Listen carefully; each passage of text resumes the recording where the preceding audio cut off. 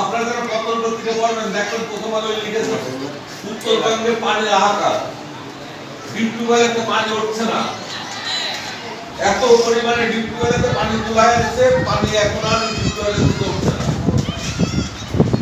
যার ফলে এই নতুনটি করলে আপনাদের সুবিধা এক সুবিধা, আপনাদের কারেন্ট বিল কম লাগবে, যারা ডিজেল চালান তাদের মেশিনে ডিজেল কম লাগবে, পাশাপাশি ধানের ফলন ভালো হবে। আপনারা শুকনোর পরে আবার পানি দেবেন। এই পাইপ দেন, আমরা যে পাইপটা ওই পাইপ দিতে হবে এমন কোনো কথা নেই। আপনার 2.5 লিটারের ডিসপাইটি বোতল আছে, এই বোতলগুলো আপনি ব্যবহার করতে পারেন।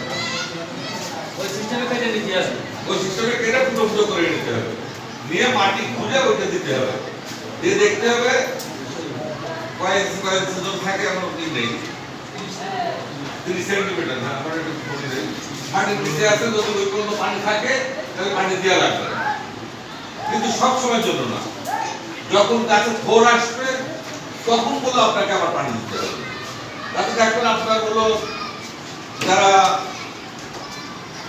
ডিউটি ম্যানের আন্ডারে আছেন তাদেরও পানি অনেক স্বাস্থ্যকর হবে। আমি গতবার বলে এখানে পড়েছিলাম, তাদের পানিগুলো লাগবে। যেমন এবার আমি রিপোর্ট দিতে পারছি মহাশয়তার কৃষকটা খুবই ভালো, মানে এত পানি কমে গেছে এই রকমটি এবং আন্ডারগ্রাউন্ড পাইপ দুটো একসাথে, যার বিল এসছে 3000 টাকা, তার বিল আসছে 1500 টাকা, পানি লাগবে। আমি কোনো বিরত করবো না, আমি খালি বলবো কাজটা আপনাদের আমরা সহযোগিতা করছি।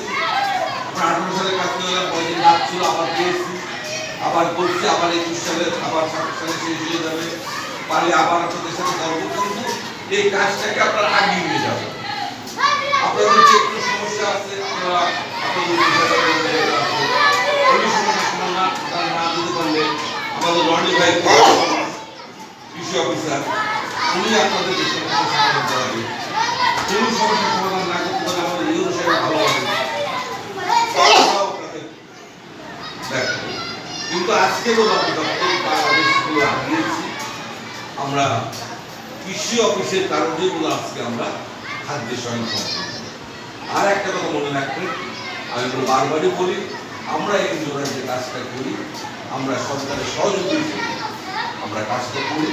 সরকারের এই কাজগুলো করার কথা, কিন্তু সরকারের মনোবল, আর্থিক বাজেট এইসব কারণে ওইগুলো সঠিকভাবে করতে পারে না বলে আমরা সরাসরি বিদেশ থেকে টাকা নিয়ে এসে সরকারকে সহযোগিতা কাজ করি।